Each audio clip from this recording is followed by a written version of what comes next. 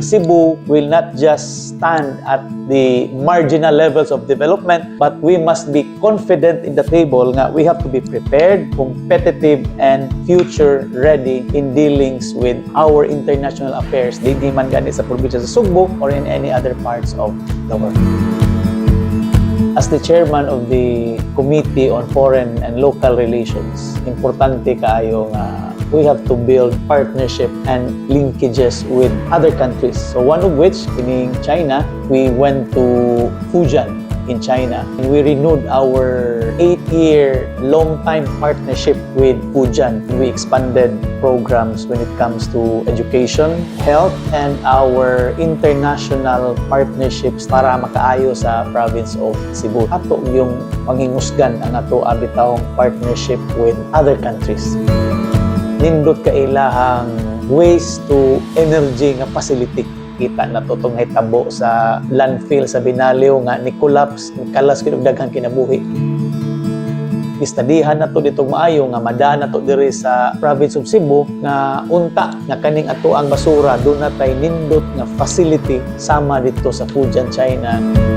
So dinhis ato no ang pinakagyud nga i-suggest nako magtinabangay ning tanang municipalities din sa Tua, tabangan na to ang probinsya sa Sugbo na makakam up dito og waste to energy facility. Every day nag-generate ta og basura, wa ta kibaw kung saon na to ni pag-dispose. Daghan na kay tag mga lectures, seminars pertaining to segregation.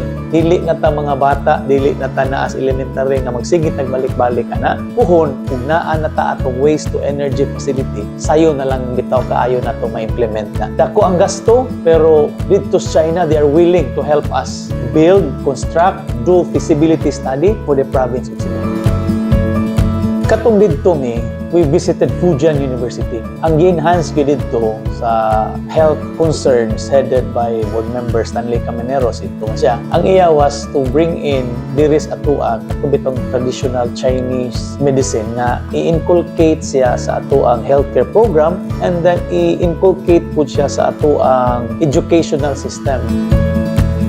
Investment-wise, we have to advertise Cebu as a business-friendly model to entice investors, especially mga Chinese investors to come and invest here in the province of Cebu. We have to open our province. We have to invite them in a sense that muari gyud sila, and one of which nga ang nakanindot dito, i-bring up gyud to na mugbalik ang flights to Xiamen. Doon na nanyay flights puhon from Cebu to Xiamen. Sayo na lang sa mga Chinese to come here in Cebu, and then for us, kita sang mga Filipinos and Cebuanos na muadto dito with the flight, sayo na lang.